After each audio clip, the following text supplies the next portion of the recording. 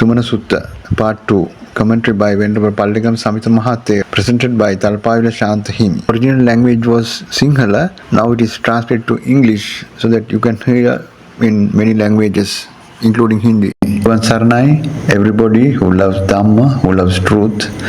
Today we will be giving a commentary on the Sumana Sutta. This sutta is contained in the Panchaka Nipata of the Anguttara Nikaya. Sumana was a royal princess. King Kosala had many queens and many daughters. However, among the daughters, Vajra occupied a special place. But because King Kosala's favorite daughter was Mallika's only daughter with him.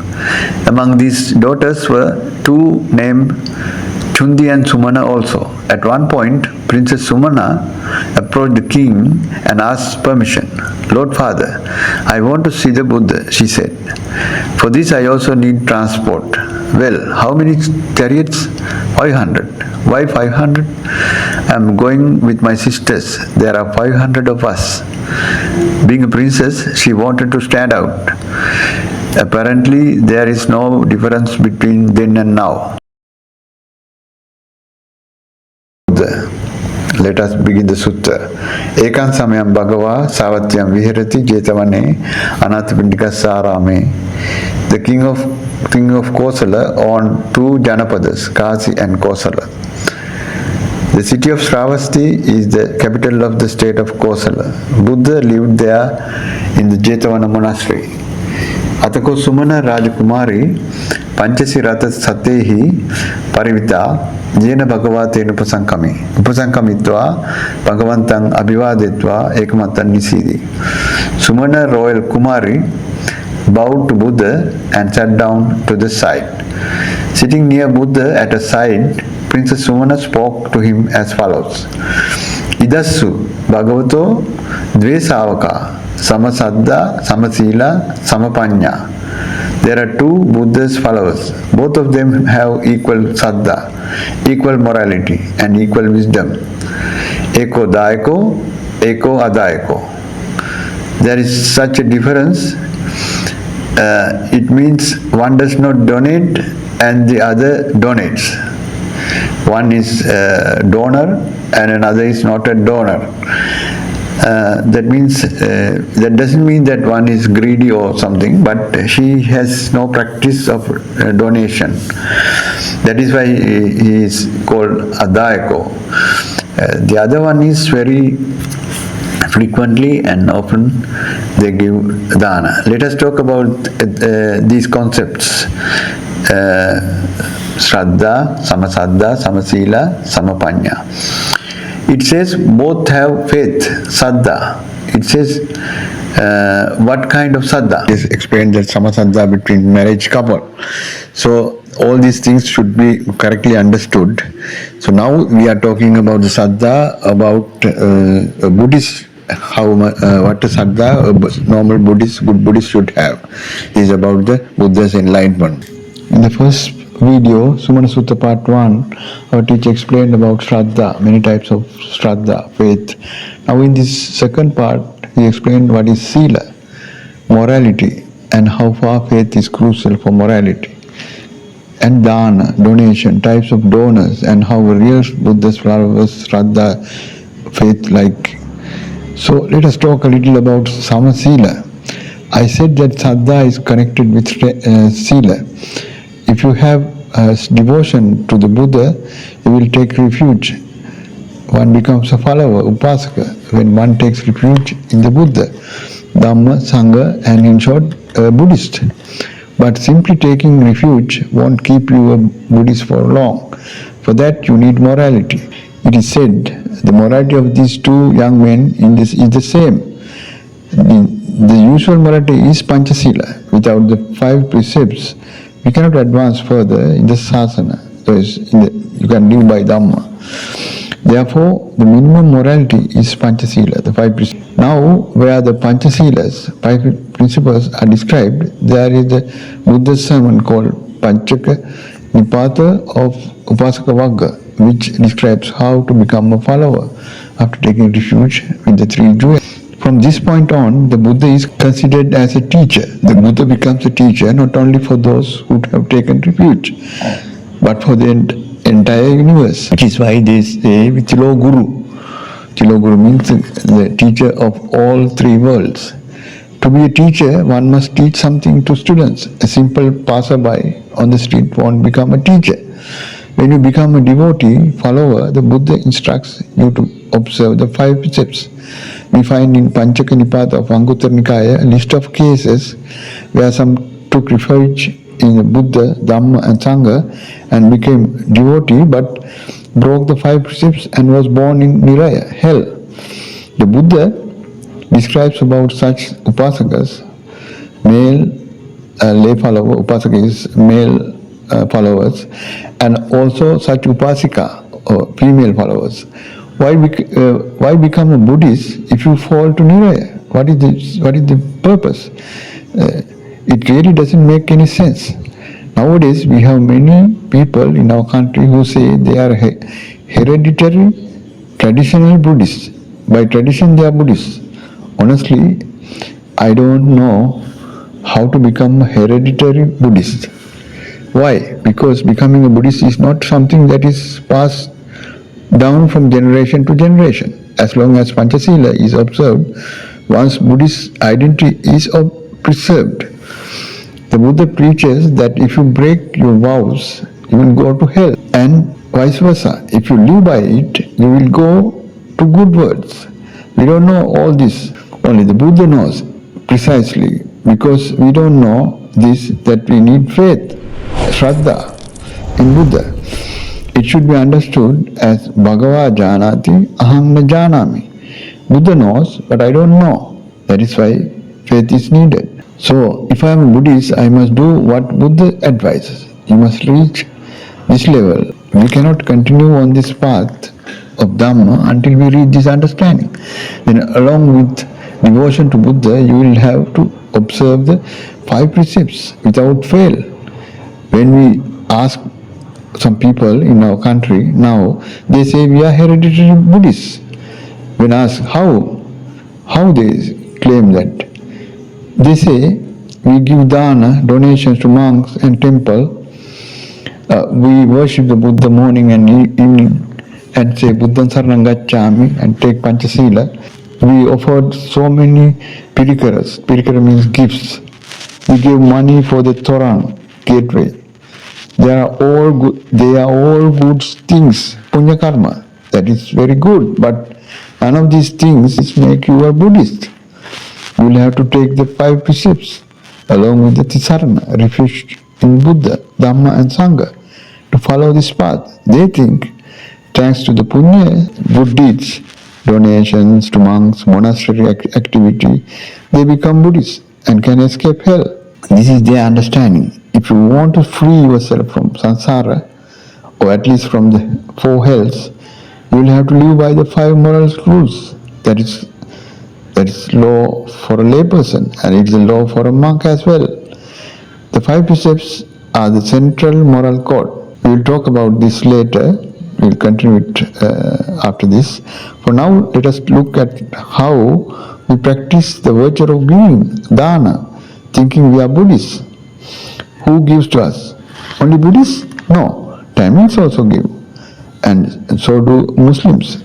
You know, in Sri Lanka there are Tamils and Muslims, two other minorities in Sri Lanka. But thanks to these donations, do they become Buddhists? No. Mohidin Beg, for example, he is a Muslim singer, sang so many times Buddhan Saranam Gacchami. So did he become a Buddhist? No. State leaders and many non-believers come to Dalada Maliga. They come to visit the tooth relics and worship. Will they become Buddhists at that moment just by worshipping? Unless they adhere to at least the morality of the 5 precepts, they cannot be. Without this meme, I don't know how to become a Buddhist. There are many examples of those who violated the 5 precepts and ended up in the 4 hells, even though they took refuge in Buddha, Dhamma and Sangha. How many monks went to hell for violating the 5 precepts? We find this in the Raga Peyalama at the end of Panchaka Nipata of Anguttara Nikaya. Even a monk If there are no 5 rules, even a monk, where does he go? Don't take my word for it. Open Panchakanipata and see the Buddha's sermon in Ragapayalam. Why do I say this? Panchil, 5 rules, is a central morality. Can someone who has decided to observe the 8 moral rules, Ashtanga Uposatha Sila, have morality of Ashtanga Uposatha Sila without 5 Panchasila? No. Can someone have 10 Dasa Uposatha Sila without 5 Panchasila? No. Is there morality for a novice monk who has 10 moral principles without Panchasila? No. Does Upasampada monk, fully ordained, have morality without 5 Panchasila? No. If there is no Panchasila, what is there? What does he have to be called a Buddhist? How can one become a hereditary Buddhist without all of this?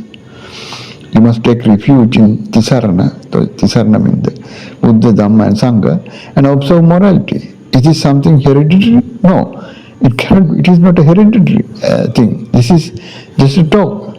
Therefore, if you think you can be saved from the 4 hells by hanging around your neck Buddhist flag or a bow leaf or the Dhammachakra, wheel of Dhamma, offering us Atapirikara, the monks' needs and some dana for food for the monks, then I must say that it is a very foolish idea to hope so. We do not know how karma law works, but Buddha knows the consequences of our deeds. Therefore, if there is Shraddha, then on this path of morality, it is a tremendous power of energy. I recollect another sutta about Shraddha called the Siha Senapati Sutta. This is also in this book, Anguttara Nikaya, Panchakanipata. He became a good and devout Buddhist after listening to the Buddha and had great affection for the Buddha.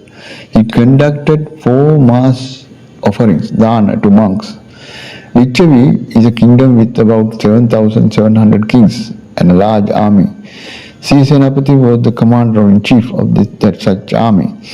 Siha Senapati is always ready to make a donation. He is not just a donor, but also Dhanapati. When you talk about donors, there are 3 types: Dhanadasa, Dhanasahaya, Dhanapati. This Dhanadasa always donates things less in quality than he uses himself. During the tsunami, many people donated things they don't use. That is also good, but they are not big donations. Someone gives that is about to expire. That is also punya karma, but not a great one. Such person is called Dhanadasa. The other donors, Dana Sahaya, they gift always things of same quality as they themselves use. Many people abroad, foreign countries, in the West, they eat the same food as their co-workers do, especially in the West. Even in Sri Lanka, it is so. The 3rd type of donor, Dhanapati, is rare. He always gives better things than he consumes himself. Sri Lankans give alms, food to monks better than what they use. But that doesn't mean that you are a Dhanapati. Dhanapati is such that if he gives to a beggar even anything, he gives anything better than what he consumes himself. Such people are rare, but they exist. This commander, Siha, was such a Dhanapati, or philanthropist. One day he came to see the Buddha. He approached, bowed the Buddha and stood next to him.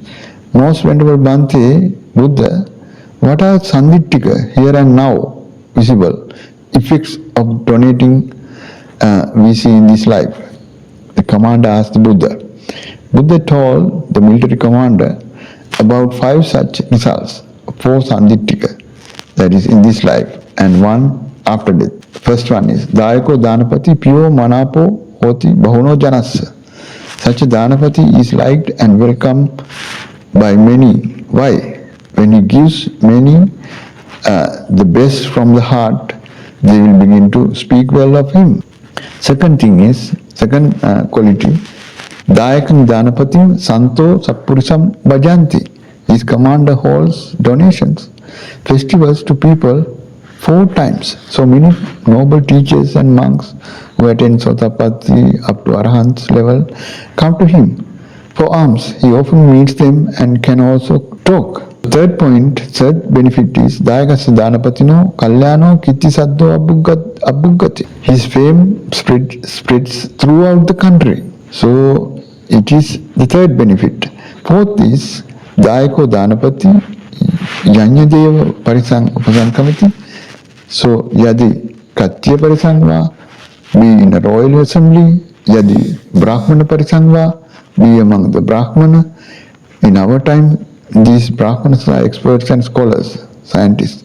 Then the Gahapati Parisangva, be among rich people, businessmen. Yeah, the Samana Parisangva, be among holy monks and teachers. So, Visaradova Upasankamati, without the slightest embarrassment or timidity. Amankubuto, confidently and with your head held high. Then the Buddha speaks of the fifth quality, benefit of Dayako Danapati. The giver of the type of Danapati, Kayasa Veda, upon the dissolution, disintegration of the body, Parammarana, after the death, Sugatim Lokam Upadjati, is born in the blissful realms, in the divine world. This is where Sira Senapati said his famous words.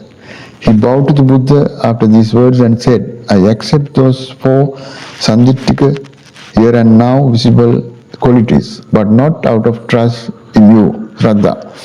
Etachapana Naham Saddhaya Gacchami Ahang etan janami. I know this myself, but about the fifth quality, Ahang etan na janami, I do not know this. Etachapana Bhagavato Saddhaya Gacchami. I accept this out of trust in you. So dear lovers of Dhamma, Shraddha or Saddha is the fundamental quality of the path of Dhamma. Without it, nothing can be achieved. Therefore, the teacher described very in detail this quality. So Sumana Rajakumari asked, her first question was, Most Venerable Sir Buddha, suppose there were two disciples, equal in faith, morality and wisdom. One was a giver, the other was not. When their bodies disintegrated after death, they are reborn in a good place, in the heavenly realms. When they become divine beings, would there be any difference or distinction between them? That was the question. Be with us, first Buddhist channel, where you may listen Sinhala comment of Sutta, first time in all main languages of the world. Thank you for listening. Third final part of the Sumana Sutta, where actually contains Buddha's answer to Sumana Sutta questions will come.